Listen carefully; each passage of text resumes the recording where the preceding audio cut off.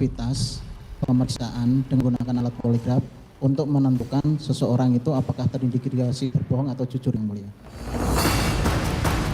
Keterangan ahli poligraf Polri Aji Febrianto Ar-Rosyid di persidangan pada 14 Desember lalu menjadi sorotan karena mengungkap indikasi kebohongan atau kejujuran dari pemeriksaan Ferdy Sambo dan Putri Chandrawati. Menurut Aji, nilai minus mengindikasikan kebohongan. Bapak FS nilai totalnya minus 80. Kalau terdakwa Putri? Minus 25, Pak. Minus 25. 25. Siap. Dari scoring yang Anda sebutkan tadi, itu menunjukkan kasih apa? Apakah bohong atau jujur?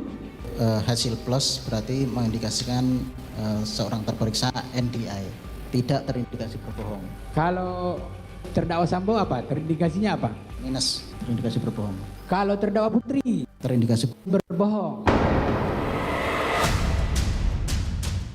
Sebelumnya, baik Ferdy Sambo maupun istrinya Putri pernah mengaku telah menjalani tes poligraf dengan hasil terindikasi berbohong. Namun di persidangan, Ferdy Sambo dan Putri bersikukuh tidak berbohong. Saudara ditanyakan, apakah saudara melakukan penembakan terhadap Joshua? Jawaban saudara apa? Tidak. Tidak. Sudahkah hasil yang saudara ketahui? Sudah. Apa? Tidak jujur. Poligraf itu setahu saya tidak bisa digunakan dalam pembuktian di pengadilan. Hanya pendapat saja. Kuasa hukum Ferdy Sambo pun mencecar ahli poligraf Aji Febrianto terkait pertanyaan isu perselingkuhan yang tidak tercantum di berita acara pemeriksaan dan merupakan titipan dari penyidik. isunya dari penyidik. Kalau untuk struktur pertanyaannya dari kita. Saudara juga baca BAP. Siap. Dari kejadian dan BAP yang tidak ada unsur perselingkuhan, tetapi ahli menanyakan soal perselingkuhan karena titipan dari penyidik. Request dari penyidik. Dari 5 terdakwa kasus pembunuhan berencana Brigadir Yosua Huta Barat, hanya 2 terdakwa yang hasil tes poligraf terindikasi tidak berbohong, yakni Richard Eliezer dan Ricky Rizal. Sementara Kuat Ma'ruf juga terindikasi berbohong saat menjawab tidak melihat Ferdy Sambo menembak Yosua. Bahwa saya sudah jujur kalau saya tidak melihat, tapi di poligraf kok masih berbohong gitu aja. Ya. Terima kasih yang mulia. Ferdy Sambo, Putri Chandrawati, dan Kuat Ma'ruf bisa saja membantah hasil tes poligraf. Yang jelas, poligraf memiliki cara kerja sendiri untuk mengukur seseorang terindikasi berbohong atau tidak, sehingga digunakan kepolisian untuk penyelidikan tindak pidana.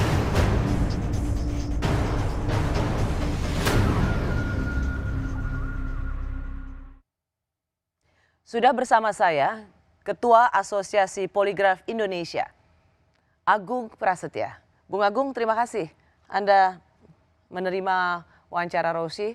Anda baru tiba dari Padang, Sumatera Barat. Agung Prasetya ini adalah salah satu dari tim pemeriksa poligraf para terdakwa kasus pembunuhan Yosua. Anda berada dalam tim poligraf ya, yang memeriksa para terdakwa. Sorry? Independen. Ya, Anda dari ahli independennya. Baik.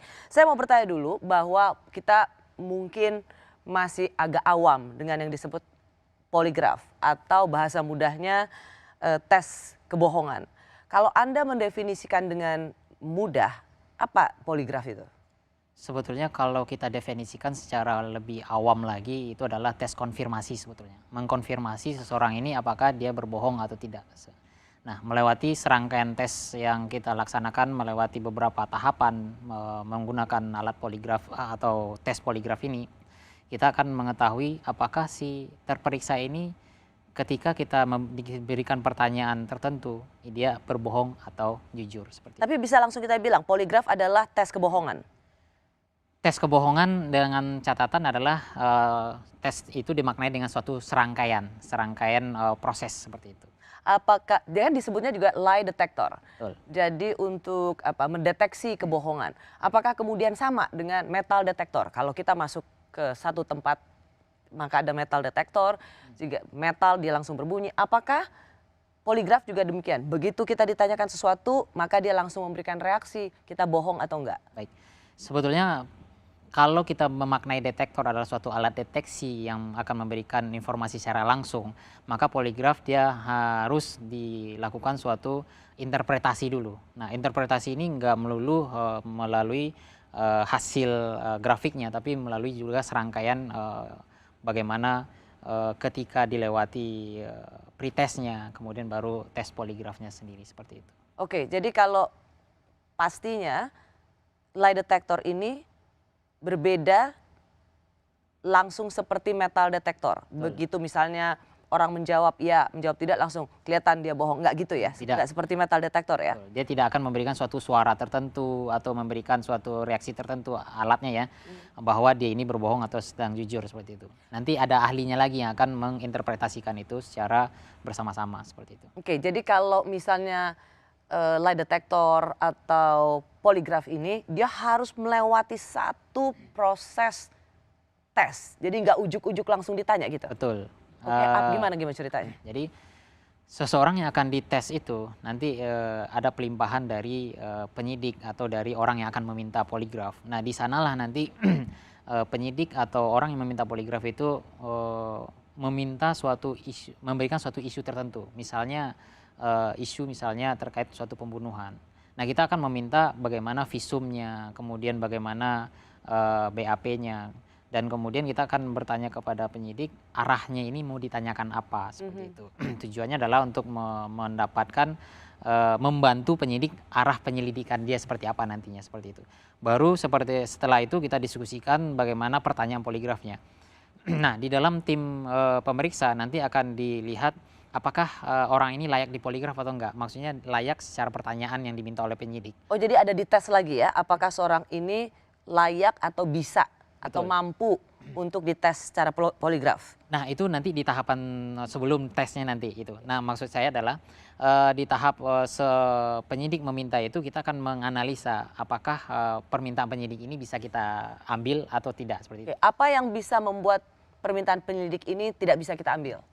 Contohnya adalah misalnya kadang-kadang ada penyidik itu meminta pertanyaan terbuka. Misalnya dipasangi alat, nanti penyidik akan bertanya secara pertanyaan kayak seperti wawancara. Nah, itu tidak bisa kita lakukan. Nggak bisa ya. Jadi poligraf itu memang hanya ya atau tidak? Ya atau tidak, dan itu spesifik untuk satu isu tertentu, seperti itu. Misalnya pembunuhan, ya pembunuhan. Nanti kita lihat visumnya adalah misalnya pemukulan ke arah kepala misalnya. Makanya kita akan memberikan pertanyaan apakah si terperiksa ini memukul kepala si A, seperti itu.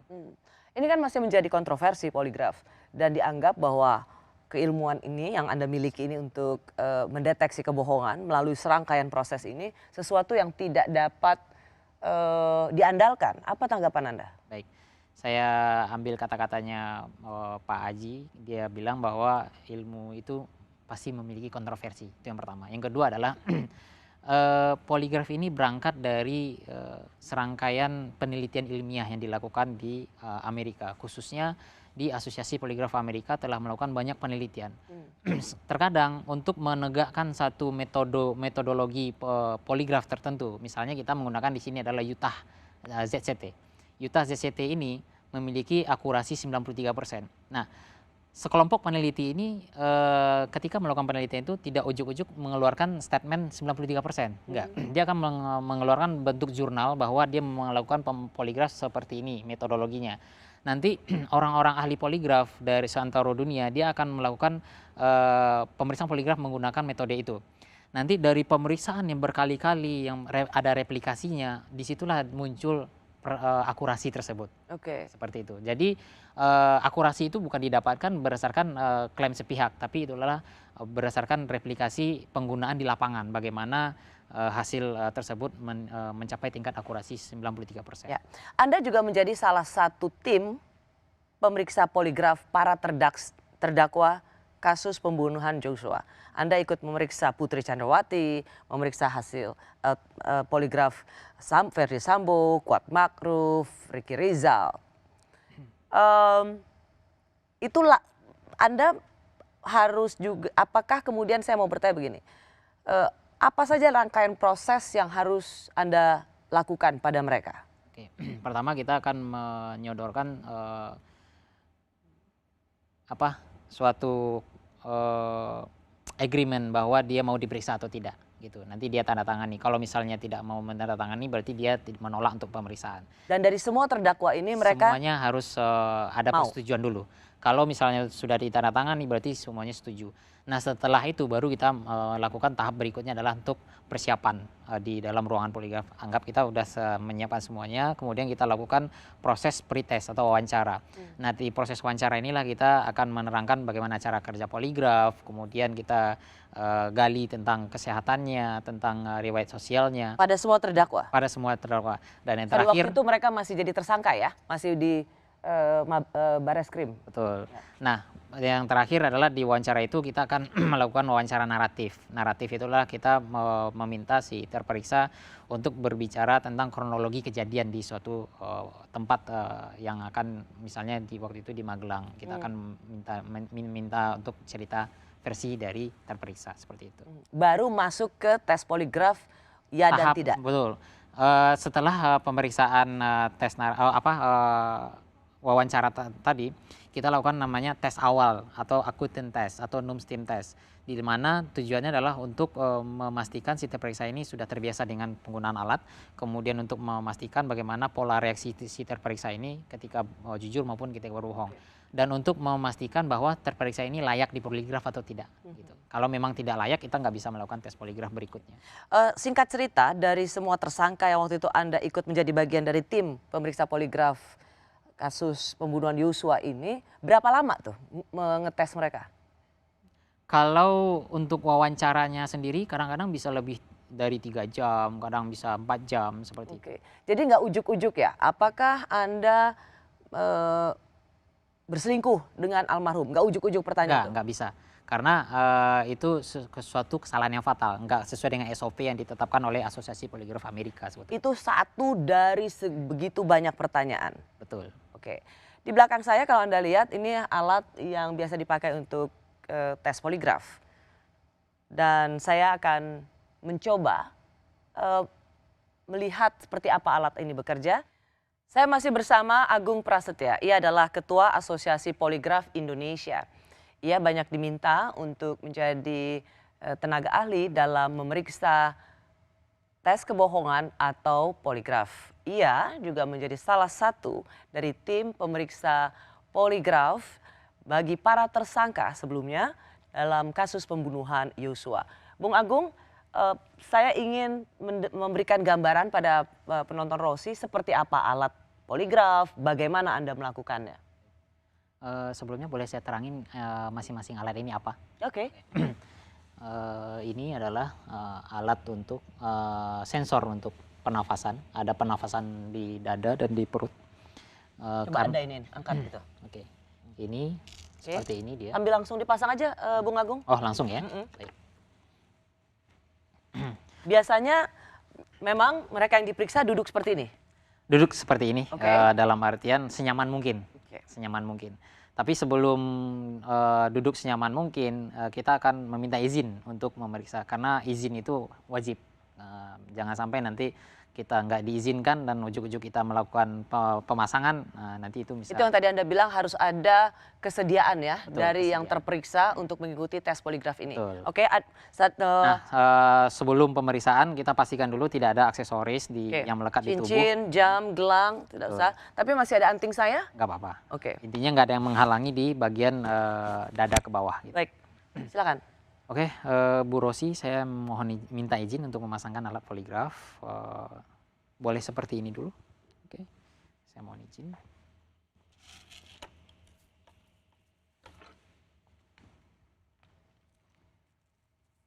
Ini yang tadi Anda sebut alat pernafasan? Betul. Ini adalah alat untuk pernafasan bawah, perut.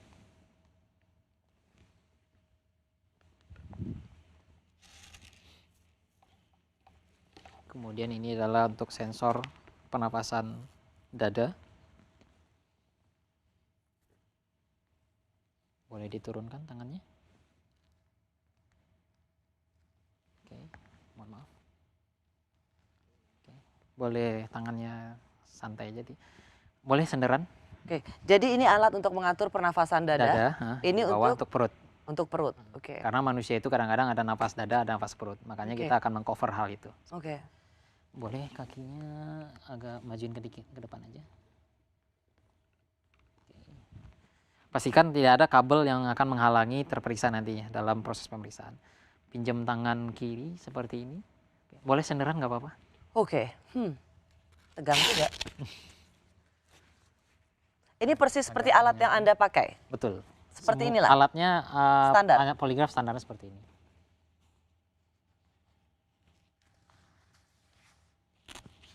Oke, boleh diturunkan tangannya. Oke. Kemudian yang tadi itu adalah untuk sensor blood pressure atau kardio. Kemudian kita akan menggunakan sensor electrodermal activity. Boleh diturunkan aja nggak apa-apa. Ini adalah sensor keringat. Oke. Sensor keringat di jari ya? Di jari. Oke. Jadi alat ini untuk melihat apakah kalau orang berbohong dia lebih tersengal-sengal begitu atau lebih? Kita melihat pola reaksi. Oke. Jadi manusia itu ada pola reaksinya, bagaimana itu yang kita nilai nanti. Nah, orang yang masuk ruangan poligraf itu baik dia berbohong, orang yang mau berbohong atau orang yang mau jujur itu akan memiliki kadar gugup yang sama gitu. Gugupnya itu maksudnya adalah secara dasar dia akan pasti tidak nyaman dengan situasi ruangan poligrafnya, ada alatnya. Kemudian dia pasti akan berpikir dalam kepalanya itu, saya mau diapakan, saya mau ditanyakan apa, kemudian saya bisa lulus tes poligraf atau tidak, seperti itu. Kemudian kalau orang yang memang ada niatan untuk berbohong dalam pemeriksaan poligraf, beban dia itu ada nambahnya lagi. Bebannya adalah dia takut untuk ketahuan berbohong. Nah, sehingga dia akan berusaha untuk memanipulasi bagaimana reaksi tubuhnya dia itu, seperti itu. Nah, walaupun mereka berusaha untuk memanipulasi, pemeriksa yang berpengalaman itu akan mengetahui bagaimana dia saat di pemeriksaan poligraf dia berusaha memanipulasi poligraf atau tidak, seperti itu. Oke, jadi dari alat inilah yang menyensor reaksi-reaksi tubuh. Betul. Oke. Nah, nanti jadi meskipun ucapannya A, padahal sebenarnya ucapannya B, itu akan tubuh kita akan memberikan reaksi. Betul. Apakah ia memberikan kejujuran atau tidak? Oke. Jadi seperti yang saya terangkan lagi, poligraf ini jawabannya hanya iya dan tidak. Nah, ketika dia menjawab tidak terkait dengan kejadian atau perkara tertentu atau permasalahan tertentu, ketika dia menjawab tidak, nah tidaknya inilah yang akan kita konfirmasi. Apakah tidaknya ini jujur atau tidaknya ini berbohong. Baik, gitu. Kita langsung aja Bung Agung. Baik.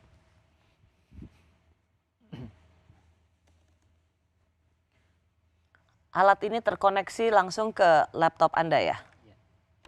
Nah, di laptop ini tujuannya adalah untuk pengendali dan juga untuk memperlihatkan bagaimana reaksi tubuh ketika dilakukan poligraf. Nah, sebelum kita melaksanakan pemeriksaan poligraf, kita akan memberikan tekanan tertentu ke jantung atau ke lengan kirinya Bu Rosi.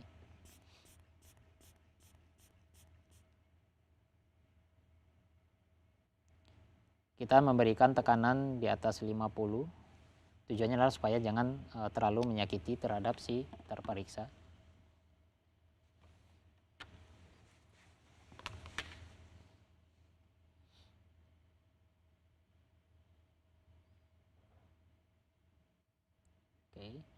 Oke, baik Bu Rosi, boleh kita mulai? Silakan.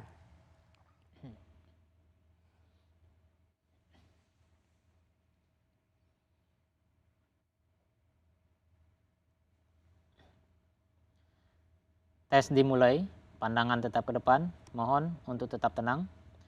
Dengarkan pertanyaan dengan baik, fokus terhadap pertanyaan yang saya berikan.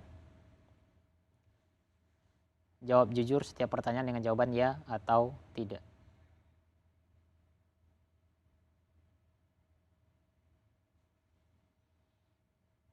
Apakah Anda mengerti? Saya hanya memberikan pertanyaan yang sudah kita diskusikan. Ya.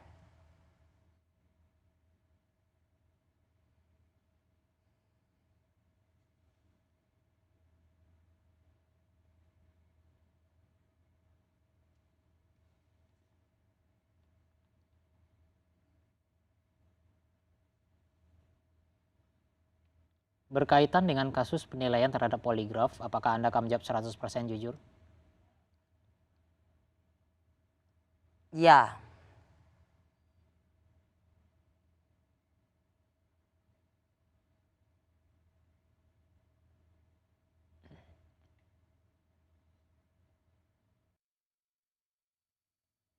Seumur hidup, apakah Anda pernah berkata setidaknya satu kebohongan?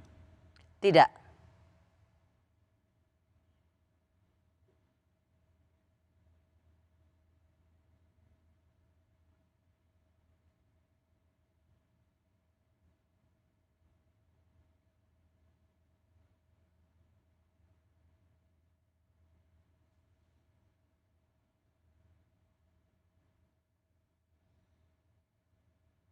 Apakah Anda nyaman di poligraf? Tidak.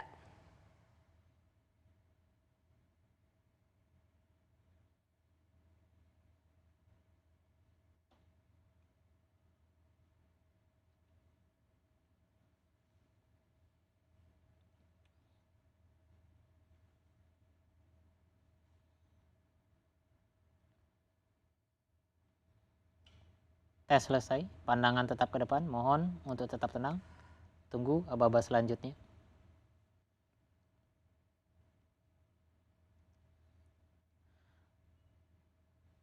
Oke, setelah itu kita beri jeda untuk istirahat. Udah bisa langsung kelihatan nggak bohong apa nggak? Ini sebetulnya adalah suatu rangkaian pemeriksaan yang bukan terstandarisasi. Standarisasi maksudnya bukan skala lab. Karena kita melakukan uji hanya untuk simulasi aja. Ya. Sehingga kita nggak bisa menjadikan ini tolok ukur menilai seseorang. Oke. Karena pemeriksaan poligraf itu ada serangkaian yang akan kita lakukan sehingga disitulah adanya standar yang ditetapkan oleh Asosiasi Poligraf Amerika. Jadi di sini experience yang kita ingin tunjukkan adalah alat yang digunakan ini untuk pendeteksi keringat di jari, ya kan, Bung Agung. Lalu juga ada deteksi nafas untuk dada dan deteksi nafas di bagian perut, Betul. gitu ya. Nah, inilah yang akan mendeteksi reaksi-reaksi tubuh saat berkata iya atau tidak. Tentu saja ini apa yang tadi Anda tanyakan pada saya tidak bisa menjadi referensi bohong atau tidak, karena yang seperti tadi Anda katakan ini melalui seluruh rangkaian yang sangat panjang, bisa 3-4 jam. Ada pemeriksaan awal dulu gitu ya. Tapi tetap saya penasaran apa Baik. reaksinya. Mungkin bisa ngelihat di sini adalah, mungkin saya ngadep kemana nih? Gak apa-apa, situ aja. Jadi di sini Bacain aja. baik. Di sini ada pertanyaan yang kita highlight itu adalah pertanyaan kontrol. Di mana pertanyaan kontrol ini terkait dengan apa yang telah ditetapkan oleh John Reid waktu tahun 47. Tujuannya adalah untuk memberikan perimbangan terhadap pertanyaan relevan sebetulnya. Nah, di sini kita bandingkan pertanyaan relevan dan pertanyaan kontrol. Di mana ketika reaksi tubuh di kontrol itu lebih tinggi. Kontrol itu yang apa? Pertanyaannya misalnya apa? Seumur hidup tadi.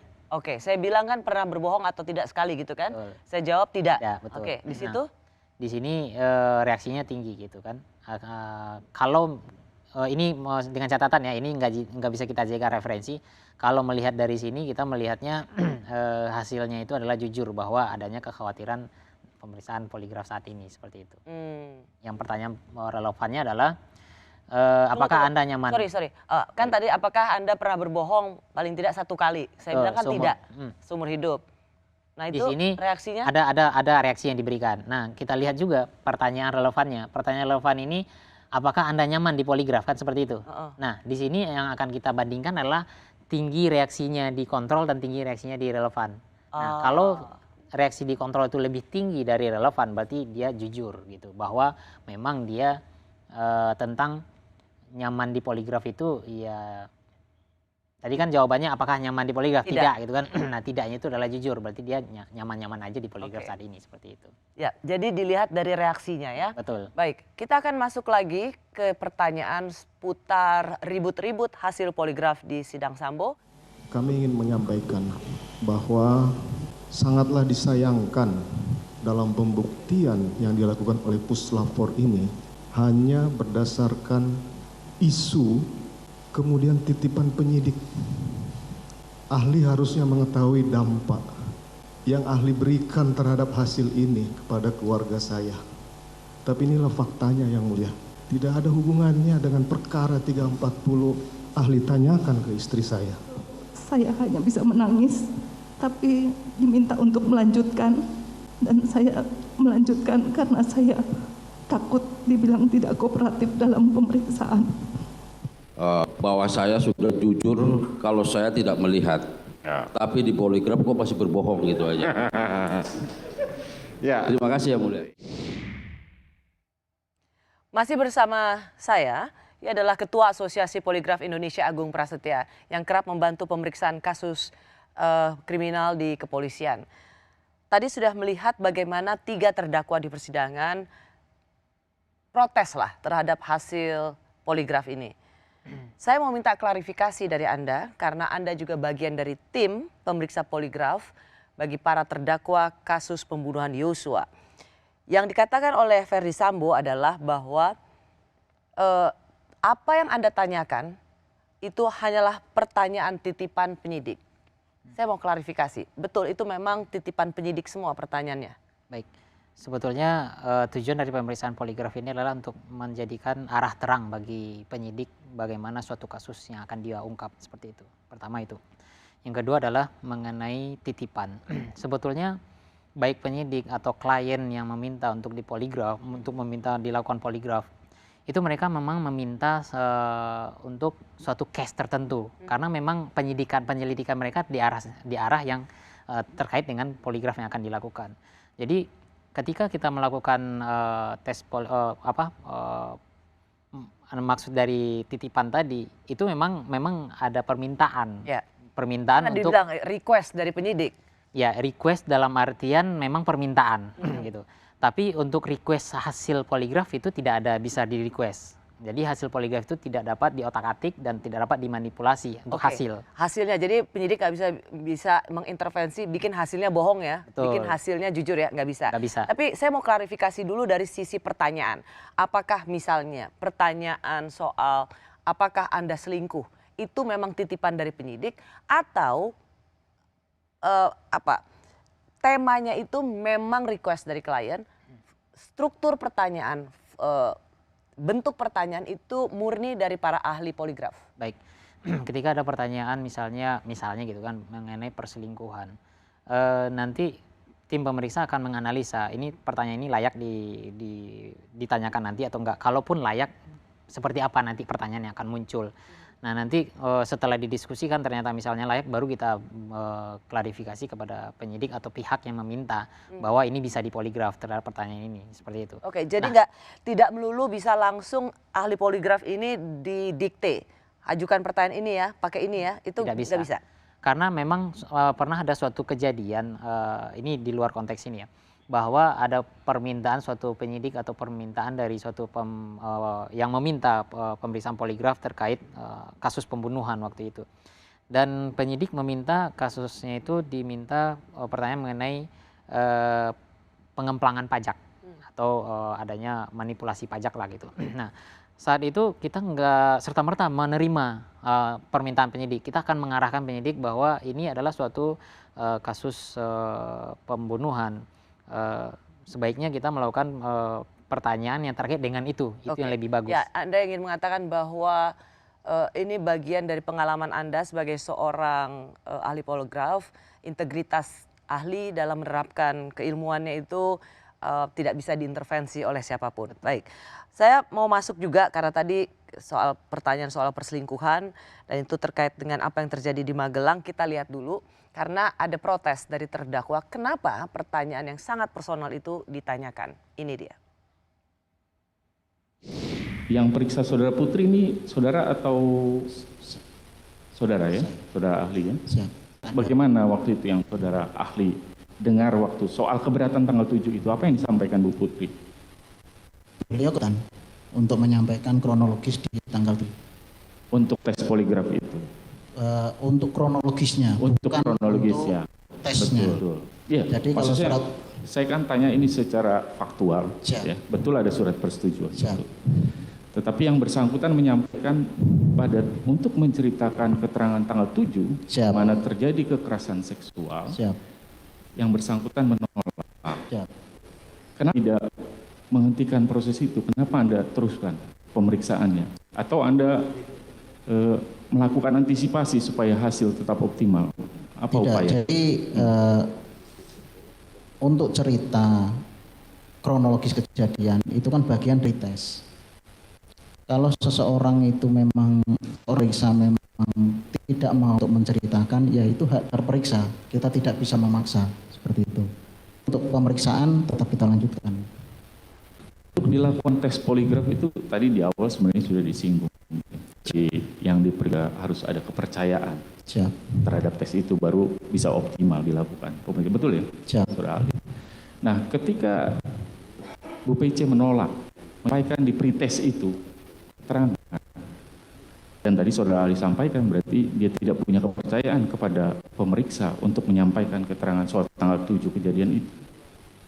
Bagaimana hasilnya bisa divalidasi bahwa itu optimal? Padahal butuh kepercayaan dalam melakukan tes itu. Kami tidak tahu apakah beliau percaya sama kita atau tidak. Jadi untuk menentukan seseorang itu ya untuk dilakukan pemeriksaan ada namanya tes angka. Nah di situ kita lihat grafiknya seperti apa, apakah seseorang ini memang layak untuk dilakukan pemeriksaan ataukah tidak. Kalau memang tidak layak, tidak kita lanjutkan. Bung Agung, itu tadi dalam persidangan ya, kolega Anda yang ditanya seputar hasil poligraf.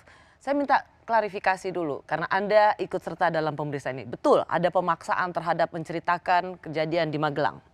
Sebetulnya mengenai cerita itu adalah cerita kronologis seperti yang dibilang tadi. Itu adalah cerita dari sisi terperiksa sebetulnya. Sebetulnya tujuan dari cerita kronologis itu adalah untuk membangun pemahaman utuh bagi pemeriksa, bagaimana sih situasi kejadian itu gitu.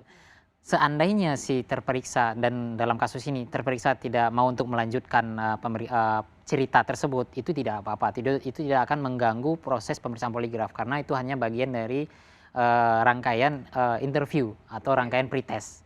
Karena rangkaian dan itu memang tidak dilanjutkan pada waktu itu? Hanya rangkaian ceritanya. Setelah itu kita akan bertanya apakah boleh kita melanjutkan prosesnya. Kata beliau silahkan dilanjutkan. Dan jadi hanya soal apa yang terjadi di Magelang antara Putri dan almarhum Yosua. Betul, kita tidak melanjutkan hal itu. Yang perlu dikasih catatan adalah kita setelah proses itu kita mempersilahkan untuk istirahat dulu. Kita berikan istirahat. Sebelum sampai ke situ, pengacara kan mengatakan bahwa sudah disinggung harus ada kepercayaan terhadap tes itu baru bisa optimal dilakukan. Karena memang betul ya, ketika Bu PC menolak bahkan di pretest itu, dan jadi saudara Ali sampaikan berarti dia tidak punya kepercayaan kepada pemeriksa. Oke. Ada distrust. Tidak apa-apa. Mungkin di tengah jalan terjadi distrust, ketidakpercayaan terhadap pemeriksa. Namun distrust itu akan kita lakukan konfirmasi berdasarkan tes awal namanya. Nah di tes awal itulah kita melakukan proses untuk kelayakan si terperiksa ini masih bisa dilanjutkan poligraf atau tidak. Dan waktu Anda lakukan itu dan sewaktu kita melakukan tes awal tersebut, kita melihat ada kelayakan untuk diperiksa lebih lanjut seperti itu. Makanya kita akan melanjutkan tes poligraf saat itu. Oke, jadi memang soal kronologi apa yang terjadi yang dianggap sangat privat, trauma itu tidak Anda lanjutkan. Betul. Tapi kemudian dan sepakat itu ya, tidak apa-apa. Tapi ada tes-tes lainnya tetap ditanyakan. Nah makanya ada tes awal yang saya bilang tadi. Tujuannya untuk mengklarifikasi si terperiksa ini layak dilanjutkan atau tidak seperti itu. Kita juga lihat bahwa dalam persidangan disebutkan ada para terdakwa yang memiliki hasilnya dua. Bisa indikasi bohong, bisa indikasinya tidak berbohong. Contohnya misalnya soal poligraf kuat. Ini dia. Kalau terdakwa kuat, Untuk saudara Kuat kita lakukan 2 kali pemeriksaan Bapak. 2 kali melakukan pemeriksaan, hasilnya Yang pertama adalah -9 dan yang kedua adalah -9, yang pertama -9, yang kedua adalah -13. -13. Kasih jelas. Yang pertama +9, yang kedua -13. Dari scoring yang Anda sebutkan tadi, itu menunjukkan kasih apa? Apakah bohong atau jujur atau apa itu? Antara bohong dan jujur apa itu? Terdakwa Kuat jujur dan terindikasi berbohong. Oh, abu-abu dia, jujur dan terindikasi berbohong. Jadi mohon izin untuk saudara Kuat Ma'ruf kita lakukan 2 pemeriksaan dengan isu yang berbeda, Bapak. 2 pemeriksaan dengan isu yang berbeda. Siap. Artinya 2 pertanyaan yang berbeda ya. Siap. Nah, kalau pertanyaan yang pertama indikasinya apa? Jujur. Apa pertanyaannya? Pertanyaan relevannya adalah apakah kamu memergoki persetubuhan Ibu Putri dengan Joshua? Apa jawaban dia? Jujur. Siap. Oh, berarti dia memergoki, tidak memergoki. Karena berarti tidak melihat dia. Siap. Indikasi kedua, apa pertanyaannya? Untuk indikasi kedua untuk saudara Kuat yang dilakukan pemeriksaan pada tanggal 9 September adalah apakah kamu melihat Pak Sambo menembak Joshua? Apa jawabannya? Jawabannya saudara Kuat tidak. Nah, itu Itu hasilnya indikasinya apa? Bohong apa? Berbohong. Bohong. Ini kan langsung ke satu pertanyaan bohong, satu pertanyaan jujur. Padahal tadi Anda bilang itu melalui serangkaian proses yang panjang. Gimana nih penjelasannya? Jadi dua hasil itu memiliki 2 pemeriksaan yang berbeda dan waktu yang berbeda. Oke. Jadi yang pertama adalah kita mengenai memergoki tadi. Nah itu hasilnya bahwa dia jujur bahwa dia tidak memergoki. Gitu. Dan itu hanya satu pertanyaan dari begitu banyak pertanyaan serangkaian tadi yang terjadi di Magelang. Betul. Nah kemudian kita lakukan di hari yang berbeda terkait dengan melihat peristiwa penembakan. Nah itu menghasilkan hasil bahwa dia si Kuat Ma'ruf berbohong seperti itu. Bahwa bohongnya ini berarti dia melihat terjadinya proses peristiwa penembakan berdasarkan hasil poligraf. Oke, apakah kemudian bisa dikatakan ketika soal di Magelang melihat persetubuhan itu dan dia menjawab tidak, maka keseluruhannya memang apa yang dia katakan jujur atau hanya pada poin itu saja? Hanya poin itu aja ya, karena isunya itu adalah isu dia melihat sesuatu. Nah, tapi tadi Kuat Ma'ruf mengatakan saya ini sudah berbicara jujur, mengapa masih dibilang bohong? Yeah. Bagaimana apa yang Anda lihat reaksi dari tubuh atau badan kita bahwa mulut misalnya mengatakan ya atau mulut mengatakan tidak, tapi respons di badan itu mengatakan sebaliknya? Waktu kita praktek tadi di sesi yang barusan bahwa ketika dia itu jujur berarti dia cenderung bereaksi di pertanyaan kontrol kan seperti itu. Nah hasilnya adalah positif plus gitu kan. Kalau dia cenderung berbohong dia itu akan bereaksi di pertanyaan relevan sehingga kita memberi skor negatif. Nah itu nanti yang akan diberikan skor dari masing-masing pertanyaan. Jadi satu set pertanyaan poligraf itu ada 11. Kita melakukan 5 kali pengulangan. Pengulangan kedua 11 lagi dengan urutan yang berbeda. Kemudian pengulangan ketiga berbeda lagi. Kemudian sampai yang kelima seperti itu. Pengulangan itu maksudnya sebenarnya pertanyaan sama aja ya? Sama. Hanya diulang-ulang aja? Betul. Kita melihat dan konsistensi. Anda akan melihat konsistensi reaksinya. Bisa nggak gini sederhananya ya? Misalnya kalau dia mengatakan sesuatu yang tidak terjadi atau dia berusaha berbohong, mudahnya bisa nggak? Misalnya jantungnya lebih berdebar atau oh ya tadi kita lupa untuk ngasih tahu bahwa di bawah saya duduk itu juga ada alat sensor ya? untuk gerak. Oke. Sensor gerak dia. Nah, apakah meskipun orang bicara jujur, sensor gerak yang saya duduki itu juga bisa memberikan sinyal yang berbeda? Sensor duduk itu tujuannya adalah terkadang seseorang itu memanipulasi reaksi tubuhnya itu melalui gerakan, dia gerak dikit. Nah dia gerak dikit sehingga bereaksi di pertanyaan tertentu. Dia tujuannya adalah pertanyaan tertentu supaya hasilnya dia jujur. Nah itu ada orang yang berusaha memanipulasi seperti itu.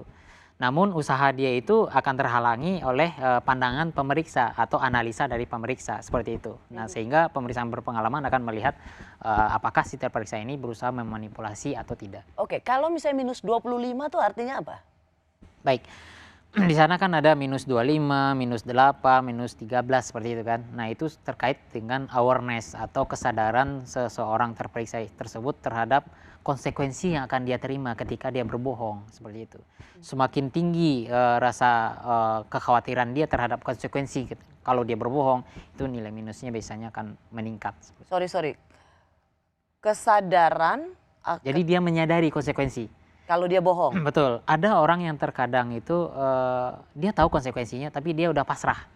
Ya udah terima aja, makanya negatifnya akan menurun nantinya. Oke, tapi saya pengen masuk ke kenapa kok bisa minus 25 itu, apakah itu artinya semua yang dikatakan dari seluruh proses itu memang bisa terindikasi bohong semuanya? Semuanya berbohong, seperti itu. Jadi dia kalau ada nilai yang lebih tinggi itu dia khawatirnya ada kekhawatiran yang lebih tinggi lagi. Terkait dengan kalau dia berbohong ini dia akan merasakan konsekuensi baik dari orang sekitarnya, sosial atau masyarakat seperti itu. Biasanya seperti itu kaitannya. Makanya singkatnya atau sederhananya berbohong saja. Betul. Karena dia khawatir akan ada konsekuensi kalau dia berkata jujur. Gitu. Betul. Hasil tes poligraf kerap kali menimbulkan kontroversi. Masih layakkah hasil tes deteksi kebohongan ini menjadi alat bukti di persidangan? Alat poligraf itu reliable, dia bisa diandalkan, mungkin kita tidak perlu eksaminasi lagi di persidangan, cukup pakai alat itu saja. Kalau 93%, 100% benar, kita tidak perlu menguji dengan bukti yang lain, cukup dengan alat itu saja. Tetapi sistem bekerjanya peradilan pidana kan tidak pernah menggunakan itu, dan itu disampaikan oleh ahli kemarin, jarang sekali digunakan alat poligraf tersebut. Tadi menarik mengenai yang kualitas keakuratan tes poligraf yang 93%. Berarti kan ada kemungkinan tidak akurat 7%. Kalau boleh saya simpulkan begitu. Nah, apa yang bisa menyebabkan ketikuratannya 7% itu? Saya tidak tahu. Lah, tadi saudara menyatakan, tadi kan sudah ditanya, keakuratan itu 93%, bukan 100%. Kalau 100% saya tidak bertanya. 100% hanya milik Allah Subhanahu wa Ta'ala. Bersama saya Ketua Asosiasi Poligraf Indonesia Agung Prasetya, ia adalah salah satu dari tim pemeriksa poligraf para terdakwa kasus pembunuhan Yosua. Bung Agung, terakhir yang ingin saya tanyakan, banyak yang merasa bahwa pemeriksaan poligraf di sidang Sambo dengan melibatkan terdakwa Sambo ini dianggap tidak cukup kredibel, tidak dapat dijadikan acuan karena bisa memberikan framing negatif pada mereka. Apa tanggapan Anda? Baik. Semua rangkaian pemeriksaan poligraf ini standarnya adalah Asosiasi Poligraf Amerika dan mereka melakukan penelitian dan itu ada standar saintifik atau standar ilmiahnya. Sehingga apa yang menjadi rujukan kami itu adalah berdasarkan nilai ilmiah, bukan berdasarkan asumsi semata. Seperti itu yang bisa saya bisa. Baik, terima kasih Bung Agung Prasetya sudah berbagi tentang apa saja yang menjadi peran Anda dalam keilmuan atau ilmu poligraf ini. Terima kasih sekali lagi. Terima kasih. Terima kasih juga bagi Anda yang senantiasa menyaksikan program Rosi. Kita jumpa lagi minggu depan. Tetaplah di Kompas TV, independen, terpercaya.